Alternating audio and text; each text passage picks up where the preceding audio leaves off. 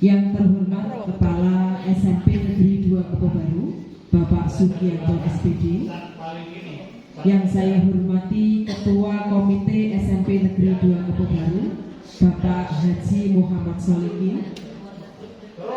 Yang saya hormati narasumber parenting hari pertama masuk sekolah, Ibu Indah Novika Deli SPD, dan Bapak Ibu wali murid kelas 7 yang berbahagia. Puji syukur kehadiran Allah Subhanahu wa taala bahwasanya pada hari ini kita dapat menghadiri acara parenting di sekolah tercinta, yaitu di SMP Negeri 2 Kepobaru, dalam keadaan sehat walafiat.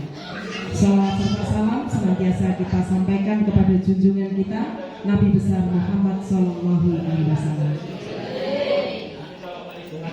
Bapak Ibu yang saya hormati, mengawali acara pada hari ini, marilah kita buka bersama dengan bacaan basmalah. Bismillahirrahmanirrahim. Acara yang kedua, sambutan sekaligus pembukaan parenting yang akan disampaikan oleh Kepala SMP Negeri 2 Kepobaru. Yang terhormat Bapak Sugianto SPD, disilakan. Assalamualaikum warahmatullahi wabarakatuh. Waalaikumsalam warahmatullahi wabarakatuh. Alhamdulillahirabbil alamin. Alhamdulillahirabbil alamin. Alhamdulillahirabbil alamin. Wassalatu wassalamu ala asyrofil anbiya'i wal mursalin sayyidina wa maulana Muhammadin wa ala alihi wa sahbihi ajmain. Yang kami hormati Bapak Haji Muhammad Solihin selaku Ketua Komite SMP Negeri 2 Kepobaru. Bapak Ibu, ini sekaligus kami memperkenalkan perwakilan dari masyarakat termasuk orang tua. Itu adalah komite. Nah, komite itu masa kerjanya 3 tahun. Nah, Pak Solikin, saya kurang tahu ini sudah diperpanjang yang keberapa kalinya. Kemarin ya sudah kita aturkan pada masyarakat, tapi ya beliau dipilih kembali. Dan alhamdulillah Pak Solikin masih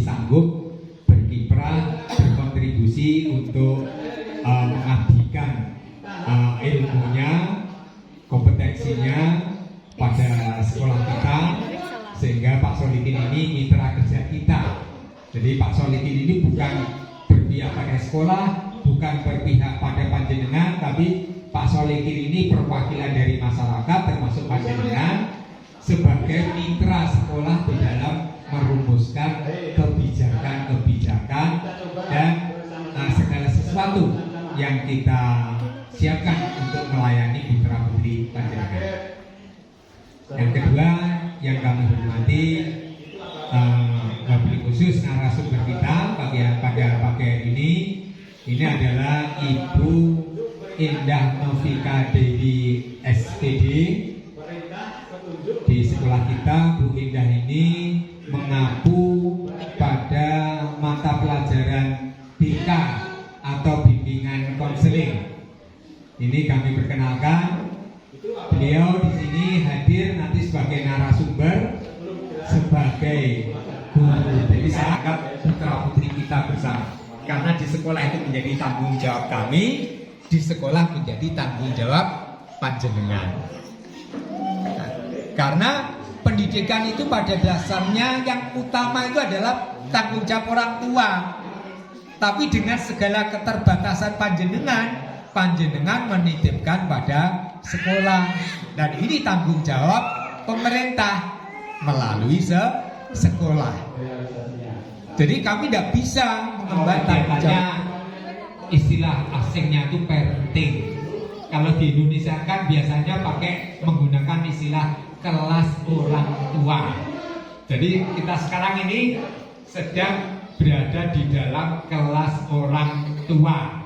Di sini kami duduk di depan beserta jajaran kami, Pak Haji Solikin, Bapak Ibu Novika, Ibu Dia, bukan sebagai gurunya, tapi kita sebagai mitra. Kita akan kerjasama, ngomong bareng, gulo mentah bersama, putra putri panjenengan kalau di rumah, putra putri kami kalau di sekolah.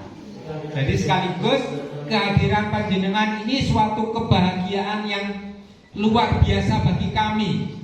Karena apa? Terus terang, kami tidak Bapak Ibu yang saya hormati, demikian tadi sambutan sekaligus pembukaan parenting hari pertama masuk sekolah oleh Bapak Kepala Sekolah. Bapak Ibu kelihatannya tegang-tegang semuanya ya. Santai saja Bapak Ibu, tidak ada bedek-bedekan ya. Tidak usah takut, tidak ada bedek-bedekan. Wajahnya tegang-tegang semuanya ini. Iya, nggak disuruh apalan Bapak Ibu ya. Iya. Ini sebelumnya ada yang alumni dari SMP 2 Kebon Baru. Ada ya? Oh, nah iya. Iki kok maju, iki kok apalan. Atau barangkali ada yang putra putrinya sebelumnya sekolah di sini, Bapak Ibu? Oh ada, nggih. Alhamdulillah, nggih. Dilanjutkan acara berikutnya Bapak Ibu, yaitu pengembasan guru penggerak yang nanti akan disampaikan materinya tentang budaya positif, kemudian sosialisasi sekolah ramah anak. Nah, masih asing semuanya Bapak Ibu ya? Opo iki? Biasanya diceritani nabi-nabi ya. Sekarang nanti akan diceritani oleh Bu Vika, yaitu tentang budaya positif dan juga sekolah ramah anak itu yang seperti apa. Ya, karena tadi sempat disinggung oleh Bapak Kepala Sekolah bahwa kegiatan kita hari ini adalah parenting. Parenting ki opo deh.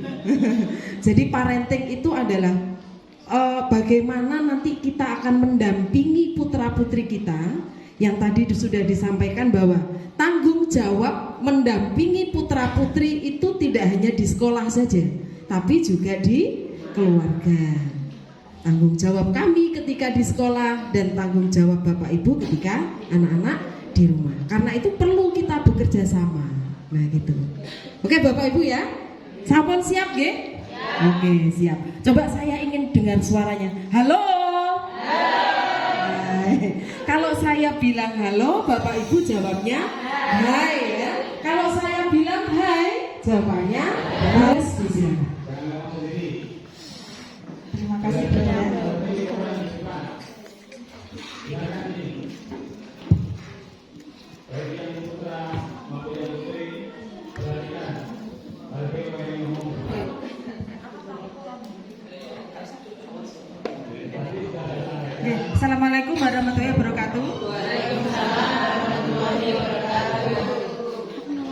sebelumnya nyuwun sewu ndredeg sebetulnya di hadapan panjenengan. Nggih, ternyata beda.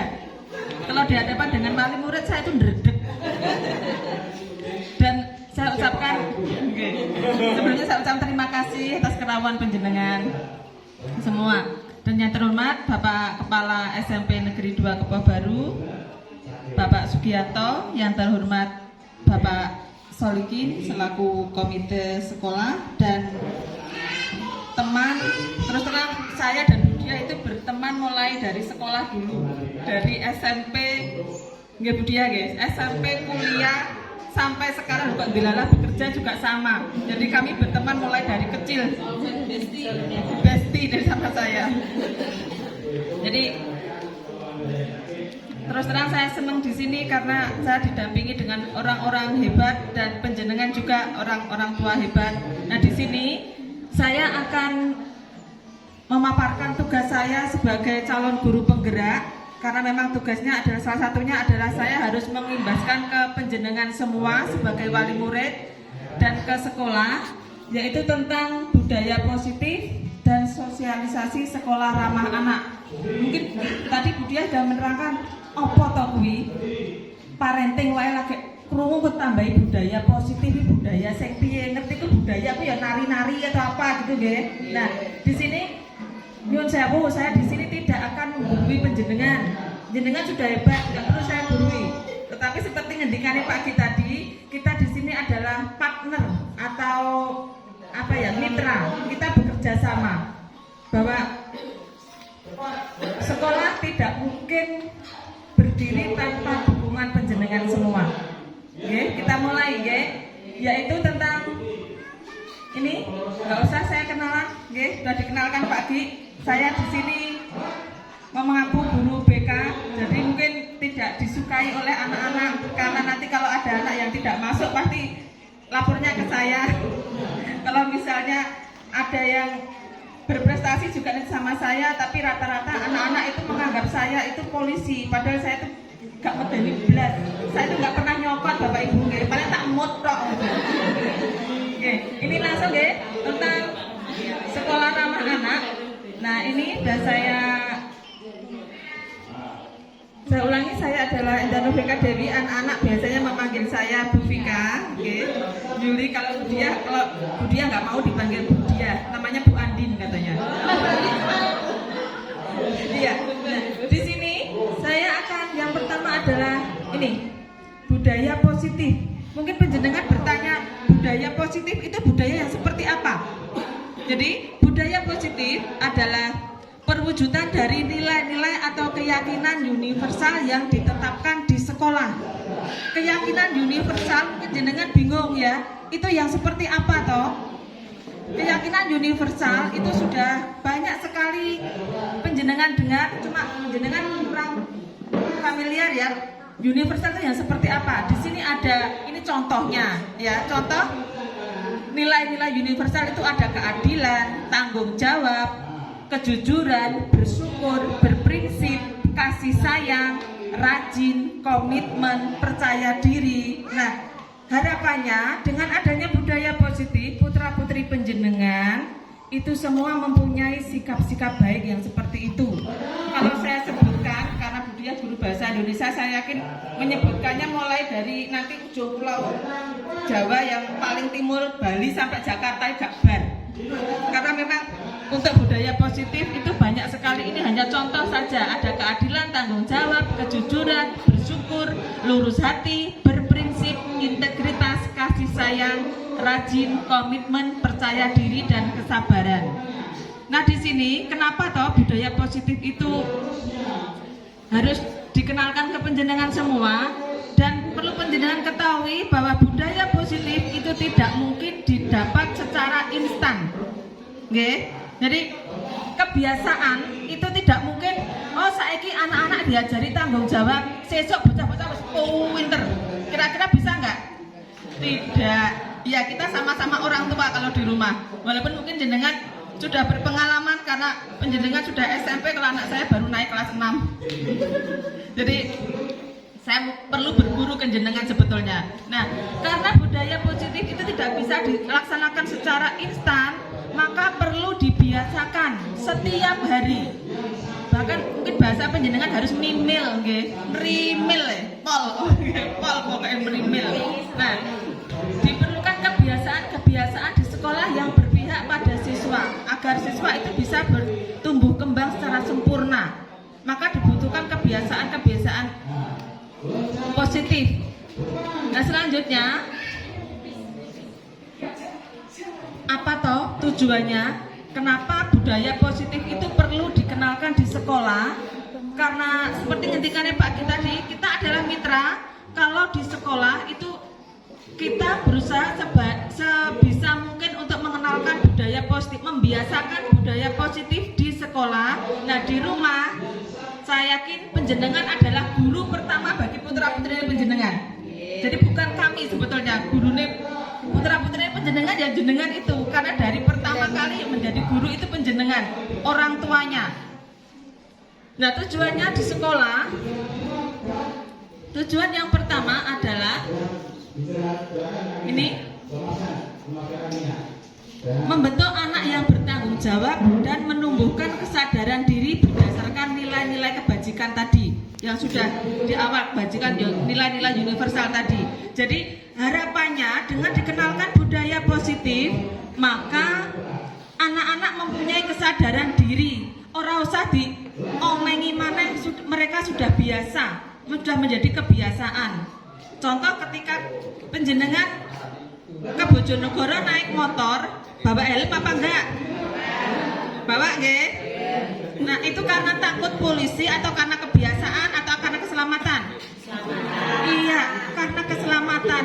Awalnya kan dipaksa toh nggih, wedi aku kok ditangkap Pak polisi tembake gudi. Iya kan? Tapi karena dibiasakan setiap hari pakai helm, kalau ke Bojonegoro pasti pakai helm, lama-lama nek gak helman, loh aku kok gak helman, pasti jenengan balik. Helmnya carry. Nah, itulah kebiasaan-kebiasaan yang perlu dipupuk mulai dari sekarang. Jadi yang pertama itu menumbuhkan kesadaran diri. Wes ora usah dipetaki maneh. Saya yakin kalau tadi contoh tadi nggak usah dipetaki, jenengan pasti sudah bawa helm kalau ke Bojonegoro. Nah, itu karena kebiasaan. Walaupun awalnya memang perlu dipaksa. Jadi anak-anak memang perlu dipaksa. Terus tujuan yang kedua, anak dapat memahami dan menyadari berdasarkan motivasi internal, bukan paksaan atau pujian atau hukuman. Jadi harapannya putrane panjenengan itu sadar diri. Contoh kalau di rumah, biasanya kalau melakukan sesuatu, nek gak diomengi dhisik, lagi budal. Nah, itu kan karena dipaksa. Ya, harapannya kan jenengan misalnya enak-enak goreng tempe kok kericik-kericik udan ngono, putrane langsung kumbane tak entasi dhewe cah. Atau anaknya putrane lagi enak lihat TV ada grimis, tak iwangi cah ngentasi gabah. Dane senenge. Gitu. Nah, seperti itu. Jadi ada motivasi dari diri. Jadi dia sudah sukarela, tidak ada paksaan. Karena memang pada dasarnya ini teori di guru penggerak guys, saya kenalkan ke panjenengan. Teori semua. Jadi di sini ada 3 motivasi perilaku manusia. Karena di sini kita berbicara tentang siswa atau putrane panjenengan, jadi kita ganti 3 motivasi perilaku siswa. Ya. Jadi objek kita sekarang adalah putrane panjenengan. Siswa. Jadi siswa itu berbuat itu pada dasarnya mempunyai 3 motivasi atau 3 tujuan. Yang pertama, ini untuk menghindari ketidaknyamanan atau hukuman. Putrane panjenengan kalau disuruh itu biasanya melakukan sesuatu untuk menghindari ketidaknyamanan atau hukuman. Contoh, nggih, ketika putrane main HP, kok dilalah gulone entek. Le atau nduk, coba ibu tumbasne gula. Putrane jawab gimana? Se. Terus panjenengan gimana? Ngomeng ya, iya kan? Ngomel gitu, jenengan ngomeng. Nah, iya kandang budal wis ana gulane ki tak ndang apa to? Ibu ndek tukang, ibu ndek wong ki lho. Nah,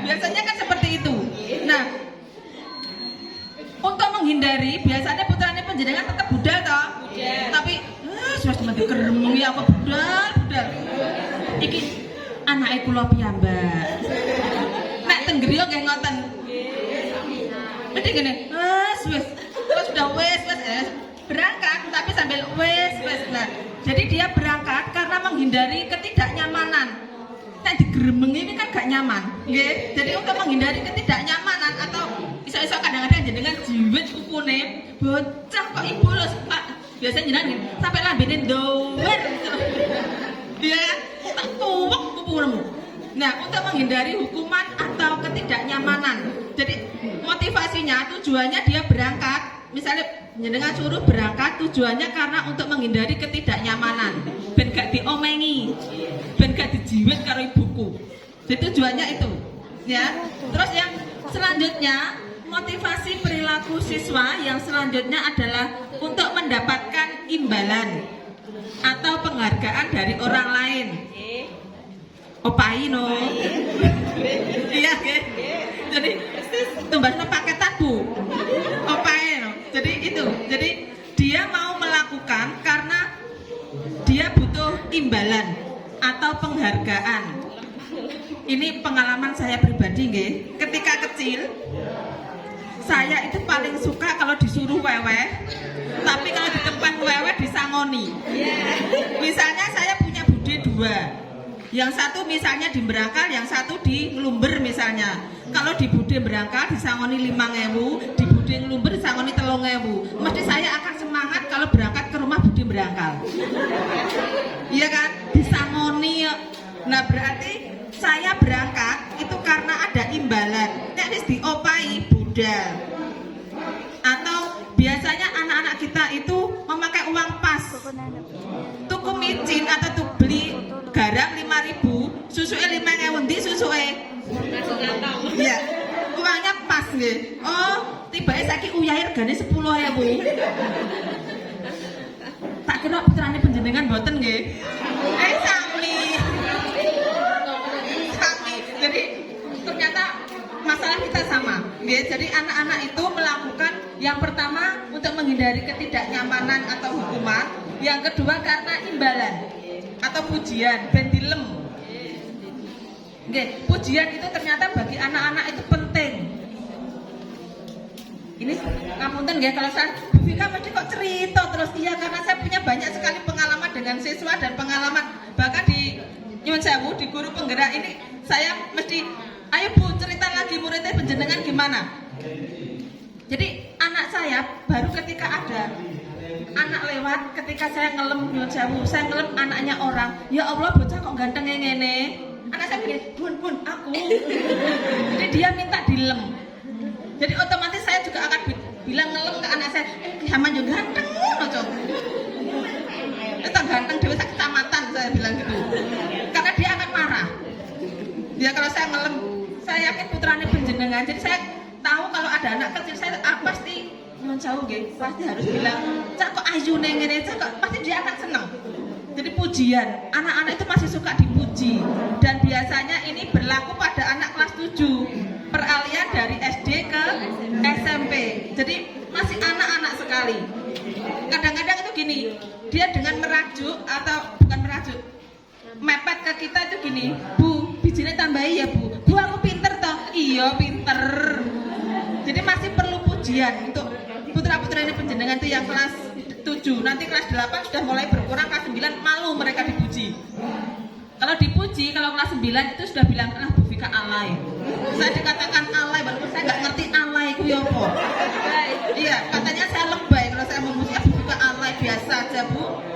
Ini kalau kelas 7 pasti butuh pujian. Untuk yang ketiga, motivasi yang ketiga adalah untuk menghargai diri mereka sendiri. Ini yang kita butuhkan, tujuan akhir dari budaya positif agar mereka sadar.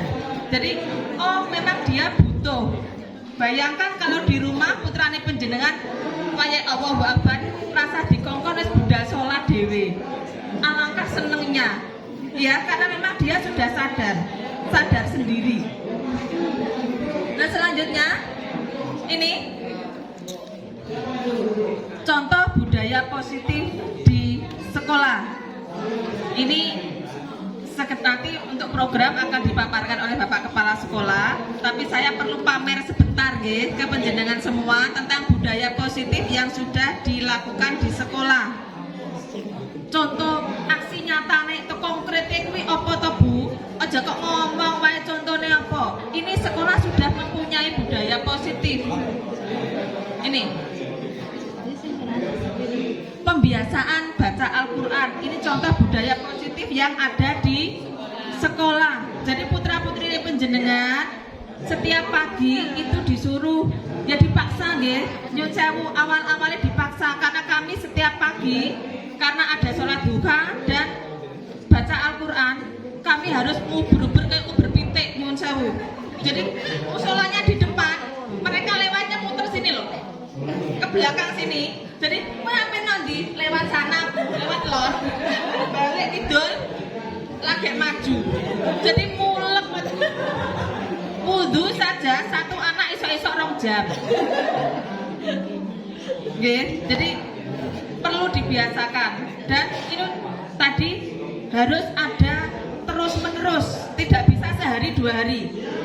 Jadi dibiasakan, memang tujuannya biar putra-putri panjenengan menjadi lebih baik lagi. Oke. Untuk budaya positif yang kedua, di sini setiap hari ada sholat duhur berjamaah. Jadi sebelum pulang di rumah itu pasti, kalau sampai rumah putranya panjenengan dari Senin sampai Kamis itu pasti sudah sholat duhur dan duha, karena pasti sudah jamaah di sekolah, kecuali Jumat dan Sabtu. Oke. Di samping sholat duhur berjamaah, sekolah juga sudah membuat program budaya positif, yaitu sholat duha tadi. Jadi ada itu contohnya, dan Bapak Ibu guru seperti yang digambar juga sudah mengikuti. Karena bagaimanapun seperti panjenengan bilang bahwa kalau di sekolah mereka ada tanggung jawab, kami di rumah tanggung jawab panjenengan, Bapak Ibu guru juga mengikutinya. Terus selanjutnya ada literasi. Nah, ini ahlinya Budiah ini, literasi. Ya. Budaya positif di sekolah itu yang sudah ada literasi. Apa toh literasi? Membaca. Jadi membaca, karena bagaimanapun hampir bukan di sini saja, hampir semua siswa, semua anak itu malas membaca sekarang itu. Jadi pemerintah menggalakkan budaya literasi atau gemar membaca. Anak-anak diajak ke perpustakaan, dan sekarang dengan kemajuan teknologi, anak-anak tidak hanya membaca lewat buku, mereka juga bisa belajar atau membaca lewat HP. Yang paling gampang itu lewat HP, yaitu lewat Google, namanya literasi digital. Oke. Jadi untuk literasi, jadi di samping mereka, karena bagaimanapun anak-anak panjenengan tidak mungkin tidak dasarnya apa ya bahasa Indonesia, menyekeli, ini bahasa Indonesia apa tuh? Nyekeli putrane, ojo cekelan HP wae, nggak mungkin. Tetapi kita arahkan ke yang positif, oke? Digolek sing apik-apik wae. Nuwun sewu, ini kasus kebanyakan yang siswa kelas 9, bahkan yang lebih miris, di mana-mana mereka sudah menonton video orang dewasa. Itu memang sisi negatifnya. Tetapi kita tidak bisa melarang mereka bersentuhan dengan teknologi. Kita nggak bisa. Cuma tugas kita, panjenengan di rumah, kita di sekolah, ya didelok sing apik to nak, barang-barang sing apik. Ojo HP kuwi elek, tidak. HP itu bermanfaat sekali. Coba jenengan tanpa HP. Ora iso nyopi, kok gak iso nyopi. Biasanya ibu-ibu hobinya nyopi nggih. Sopi wae. Ini bapak-bapak yang tidak setuju, Bu. Mendina paketan datang karena Shopee. Ya. Jadi untuk literasi itu yang kedua adalah karena sekarang zamannya teknologi, budaya positif di sekolah dengan pembelajaran berbasis teknologi. Jadi semuanya AKM juga memakai komputer. Ujian juga sekarang sudah memakai komputer, dan anak-anak di sekolah juga diajari komputer. Oke, juga diajari komputer. Walaupun di rumah itu nggak punya laptop, nggak punya komputer, nggak apa-apa. Mereka belajar di sekolah. Syukur-syukur kalau naik panen, pun panen Bu. putrane tumbas laptop to. Kalau oke. Kok damel tumbas gelang? Nah. Panen buah. Panen buah, oke. Jadi anak-anak juga diajari pembelajaran yang berbasis teknologi. Nah, ini dengan berbasis teknologi, ini anak-anak sudah pandai membuat ini poster digital. Putrane panjenengan sudah bisa. Apalagi kemarin pelajaran P5 itu gaya hidup berkelanjutan, mereka membuat poster digital. Kuwi apa maneh Bu? Mang parenting, mang budaya positif, saiki poster digital. Poster digital itu cara gampangane. Ini ya budaya ya, gambar ya. Nah, gambar yang memakai komputer wis ngono wae. Gambar sing ra butuh pulpen, ra butuh krayon. Jadi putrane panjenengan bisa membuat poster digital seperti itu. Jadi rasa tuku spidol. Ora payu spidole. Cukup memakai komputer dengan media Canva namanya, itu anak-anak sudah pintar membuat poster digital. Jadi di situ prosesnya anak-anak belajar. Jadi putrane panjenengan belajar. Walaupun mungkin pertama kali mereka kebingungan, nek ngakakno komputer goleki korek. Mau menyalakan komputer Bu, nek mbok obong tambah apa? Dipenak, aja kok golekno korek atau nek matane disebul. Jadi nggak bisa nggih. Jadi nanti diajari putrane panjenengan. Itu contoh-contohnya itu kelas 7 semua. Jadi sekarang yang naik kelas 8 itu baru kemarin. Dan mereka dengan bangga memamerkan, terus terang gurune wae ra iso. Tibae putrane panjenengan pinter. Saya lo nggak bisa bikin poster digital sebagus itu. Isoku paling golek gunung tak templokno plek tak kayak sungai. Wis ngono tok. Tibae anak-anak pinter ternyata. Nah, selanjutnya budaya positif yaitu peduli lingkungan. Di sini budaya positif di sekolah yang selanjutnya adalah peduli lingkungan. Di sini yang pertama di gambar itu disebutkan sekolah kita di SMP 2 itu ada kebiasaan namanya sedekah sampah. Untuk Mbak Yuli dulu waktu sekolah sudah ada nggak belum? Belum ada ya? Nah, ya sedekah sampah itu kami rintis mulai 2018 sebelum corona, dan memang tujuan kita adalah untuk menuju sekolah Adiwiyanta, sekolah yang bersih, sekolah yang rindang, dan alhamdulillah tahun berapa Bu Dia? 2022 ya? Tahun kemarin sekolah kita SMP 2 sudah meraih penghargaan Adiwiyata Provinsi dengan cara dirintis seperti itu. Tadi kan budaya positif tidak bisa sehari 2 hari, dibiasakan 5 tahun lagi keturutan. Jadi nggak bisa sekarang sedekah sampah. Yang pertama sedekah sampah, kuwi apa sampah dari rumah dibawa ke sekolah? Sedekah kok sedekah sampah? Tidak. Di sini maksudnya begitu anak-anak masuk, mereka memungut sampah terus dikumpulkan. Jadi sampahnya dikumpulkan. Itu namanya sedekah sampah. Jadi bukan berarti sampah wes gua no sekolahan wae, bukan seperti itu ya. Jadi disedekahkan di sekolah itu. Jadi murid-murid berjejer, ada OSIS dan guru untuk melakukan menerima sampah-sampah yang dipungut di lingkungan sekolah. Yang kedua, hutan mini. Nah, itu juga dirintis jauh sekali. Wong nek ngicir wit, gak mungkin toh ngicir noko saiki sesuk woh. Bertahun-tahun ngicir pari wae 3 wulan nggih. Jadi itu sama juga dengan kebiasaan kita. Anak-anak dibiasakan, jadi dirintis hutan mini dan sekolahnya hijau. Lah bubu, wis Mas ora di hutan mini wis pinggir sawah mewah ngene mepet sawah. Jadi lebih baik kalau hijau nggih. Terus anak-anak juga dibiasakan piket mulai dari kecil, mulai dari SD sudah ada piket nggih. Di SMP juga tetap ada piket. Tujuannya apa? Melatih budaya positif mereka. Di rumah juga harapannya di rumah jenengan wis gak usah ngongkon putrane wis nyekel sapu dhewe harapane. Oh, dereng. Kan sudah dibiasakan dengan piket, jadi mereka menyapu, ya budaya positifnya.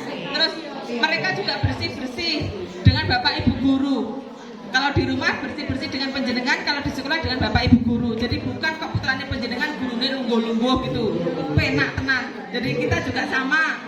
Karena kita anggap putra-putri kita sendiri, kita juga memberi contoh persis kayak jenengan kalau di rumah. Nggih. Nah, di sini tujuannya apa toh? Budaya positif itu. Kenapa kok sekolah memerlukan budaya positif? Tentu dengan bertanya, oke? Tujuan yang pertama adalah sekolah menjadi aman, nyaman, dan berpihak pada murid. Dan untuk mewujudkan visi sekolah, sekolah berdiri pasti punya tujuan, punya visi. Nah, dengan dibentuknya apa? Dengan dibiasakan budaya-budaya positif, maka harapannya sekolah menjadi aman dan nyaman. Tentu penjenengan akan tenang kalau misalnya menyekolahkan putrane penjenengan di sekolah yang aman. Gitu. Bunda layu, mulai morot, modal becel kabeh. Ki sekolah atau ring tinju, mesti kan gitu jenengan. Iya kan? Jadi sekolah aman, nyaman. Karena bersih tentu anak-anak juga akan nyaman. Kok gak penyakitan, laler tok. Nah, jadi kan seperti itu, oke? Nah, berkaitan dengan sekolah yang aman dan nyaman tadi, kita masuk ke sekolah ramah anak. Saya dan Budia pensiunnya bareng 15 tahun lagi. Jadi yang ganti siapa? Putrane penjenengan. Nah, caranya gimana kita didik mulai dari sekarang dengan budaya positif tadi? Pengen nggih? Amin. Gak cuma guru toh, Bu. Karena saya selalu bilang ke anak-anak, kamu di sini kalau Bu Vika sampai tuwek tetap jadi guru. Gak mungkin Bu Vika jadi Kapolres misalnya, gak mungkin jadi polisi. Loh, Bu Vika pindah jadi dokter saiki, ora mungkin. Tapi kalau putrane penjenengan mungkin. Tidak ada yang tidak mungkin. Jadi jangan pesimis. Bapak saya petani, macul. Ya, jadi tidak mungkin. Dan petani saiki sugih lho, Bu. Mungkin dulu saiki petani sugih-sugih. Jadi berbanggalah bagi yang petani, nggih. Latar belakangnya adalah komitmen negara untuk menjamin pemenuhan hak pendidikan anak.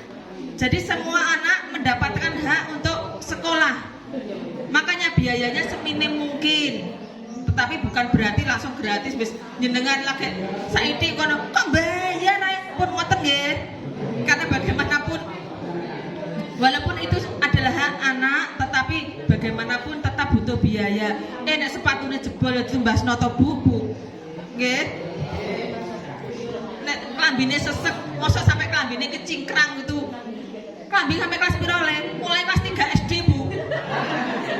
Ada karena memang alasan mereka untuk tidak mau memasukkan baju. Jadi sekolah di SMP 2 ini yang baju wajib dimasukkan putih biru sama pramuka. Kalau batik mereka bisa dikeluarkan.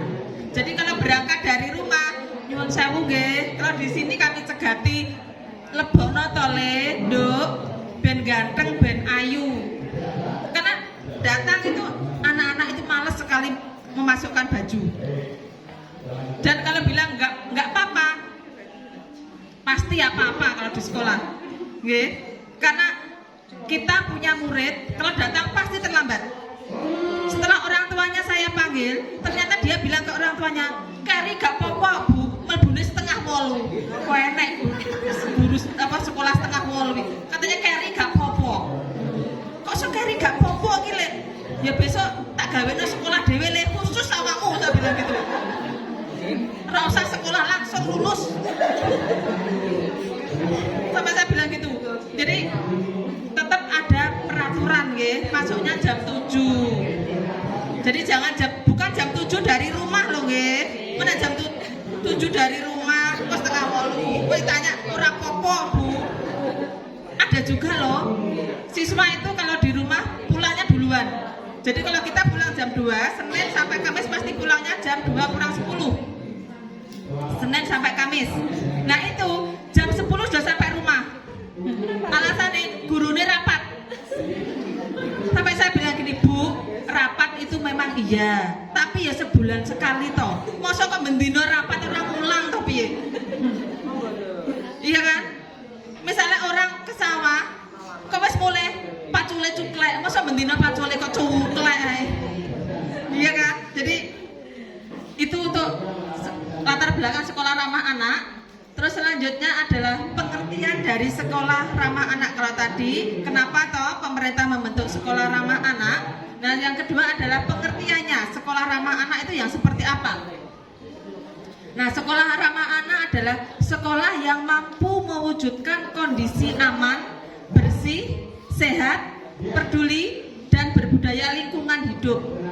Jadi, sekolah yang menjamin pemenuhan kebutuhan putra dan panjenengan dan menjamin pemenuhan hak dan perlindungan anak dari kekerasan, diskriminasi, dan perlakuan salah lainnya. Jadi tidak ada diskriminasi. Di sini tidak pernah ditanya bapakmu dadi apa, samumu piro, podo. Duduknya juga di kursi atos, gak enek sing anake lurah, dikai kursi empuk, ora enek. Guru masuk juga tidak pernah tanya samumu piro, nek akeh wis ndak mulai rasa sekolah, tidak. Tetap ditanya paling PR-mu sudah dikerjakan, podo. Pertanyaannya sama. Kelambimu apik apa elek, sepatumu larang apa? Tidak pernah ada pertanyaan seperti itu. Oke. Nah, untuk sekolah ramah anak, siapa toh yang terlibat di dalam sekolah ramah anak? Mungkin panjenengan bertanya, Bu, judulnya wae sekolah ramah anak. Sing berperan ya gurune tok toh. Wong ora ana omah kok. Nek ana omah kan rumah ramah anak nanti. Ya. Nah, siapa saja yang terlibat di dalam sekolah ramah anak? Yang pertama jelas sekolah. Sekolah kuwi isine Pak Komite, Pak Haji Solikin. Kalau sini contohnya ada kepala sekolah, Pak Gi, dan guru dan tenaga kependidikan. Ada guru, ada TU, ada Pak Bon. Jadi semuanya mendukung sekolah ramah anak. Jadi tidak ada kekerasan di sekolah. Putrane panjenengan kemarin saya sudah dapat laporan, Bu, saya tahu anak saya itu nakal, tapi ojo dijiwit toh Bu, dilus-lus saya. Iya, karena anaknya lapor waktu sholat itu kan ya tadi yang ngulek tadi, loh kok dia sembunyi di belakang pintu, pintunya cuma digedor gitu dok. Jangan dipukul toh Bu, anak saya ndredekan, titisane baik katane, kok nek ndredeg geblak katane. Nah, digerak. Tapi nek terlalu dikerang ya jangan nggih. Jadi tidak boleh.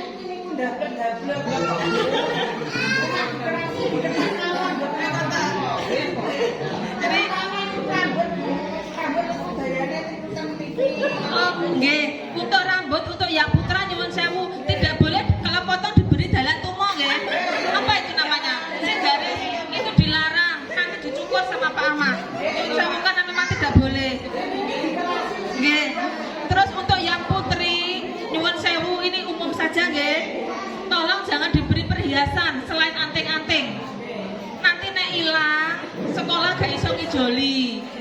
Nggih. Jadi Mas yo putrane panjenengan nangis pitung dina pitung bengi ra mungkin diganti. Nek gelange ilang kalunge ilang nang sekolahan. Sekolah melarang siswa putri memakai perhiasan kecuali anting-anting. Apalagi kalau olahraga kan mereka disuruh kadang-kadang jungkir balik dan lain-lain, lari, lompat jauh, kasihan kecantol. Lagian saya tahu kalau emas itu harganya mahal. Nek hilang itu eman-eman, nggih, disimpan aja. Ibunya aja yang pakai, putrane ditinggoni nek pas buuh atau nek pas riyoyo, nggih, disimpan. Saya tahu jenengan sanggup untuk membelikan perhiasan putrine sing ayu. Ben ayu tapi bukan berarti dengan memakai perhiasan di sekolah. Itu nggih. Nanti sampai rumah kalau yang kelas 7 masih pakai perhiasan, untuk yang putri dicopot mawon, nggih, disimpen mawon. Dan yang terlibat selain sekolah ada ini panjenengan. Karena bagaimanapun jenengan yang kagungan putra, kalau di rumah itu juga disiapkan. Tidak boleh, jenengan juga harus mendukung program ini. Kita tidak mungkin bekerja tanpa bantuan panjenengan. Oh nggih, ini ada sedikit masukan nggih. Kemarin itu ada anak curhat ke saya. Nyuwun sewu bukan berarti saya menggurui panjenengan. Nggih nyuwun sewu sangat. Saya tahu yang namanya rumah tangga kadang-kadang jejeg-jejegan karo bojone kuwi pasti pernah. Nggih. Tapi nyuwun tulung menawi kok pas rengkot-rengkotan kali bapake, kali ibuke, jangan di depan anak. Nggih, jangan di depan anak. Kemarin ada anak itu nangis ke saya, katanya jam 12 Bu, Bapak baru pulang, tahu-tahu ada piring terbang, udah kekurangan. Terus kamu kemana nak? Saya hanya di kamar sambil gigit bantal dan nangis. Gak mesakno toh Bu. Iya kan? Jadi gak mungkin rumah tangga tanpa pancal-pancalan ini gak mungkin. Iya kan? Tapi di hadapan anak jangan. Itu aja. Dan ada lagi, nyuwun sewu, jangan membedakan anak. Anak itu sakit hati ternyata kalau dibedakan. Ada siswa perempuan, nggak perlu saya sebutkan, itu sampai dia membenci ibunya. Alasanmu apa? Ibu itu mesti bilang gini, Mbak Yune ayune ngono kok adik rupane ngene. Ternyata dia punya 2 saudara, kakaknya itu lebih cantik menurut ibunya. Dan memang saya pun tahu, walaupun mungkin Mbak Yune ayu adike gak ayu, jangan dibandingkan nggih, iki juga putrane panjenengan, kabeh padha ayune. Anak-anak itu ternyata sakit, jangan disamakan atau gini, kok masane pinter ya ngono kok.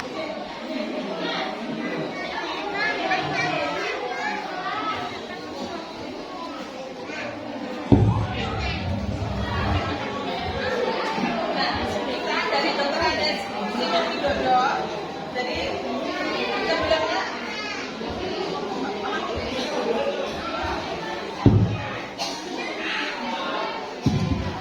sudah, nah sebelumnya saya pengen jenengan berdiri semua, monggo kita berdiri. Sebelumnya saya pengen jenengan jangan ngantuk, jenuh nggih. Kita tirukan gerakannya dari Dokter Andes Sino Widodo.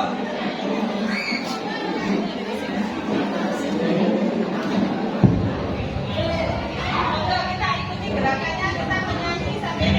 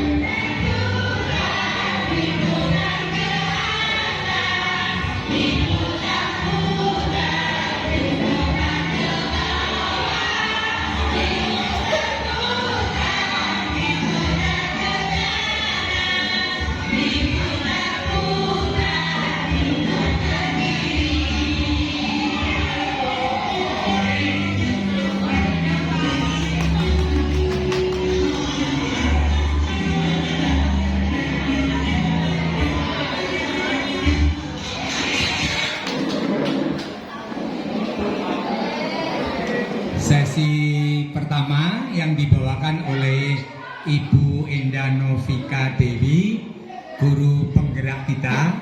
Kalau guru penggerak modelnya seperti itu.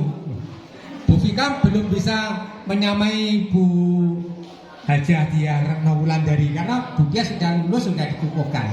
Dan nanti Bu Vika setelah lulus, nanti insya Allah 4 bulan lagi Bu Vika ya.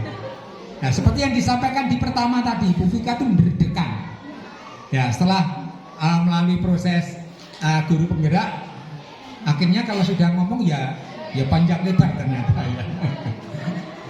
Ya udah Pak, itu semua semoga apa yang sudah disampaikan oleh Bu Vika ada guna dan faedahnya bagi kita semua dalam rangka mendampingi putra putri kita.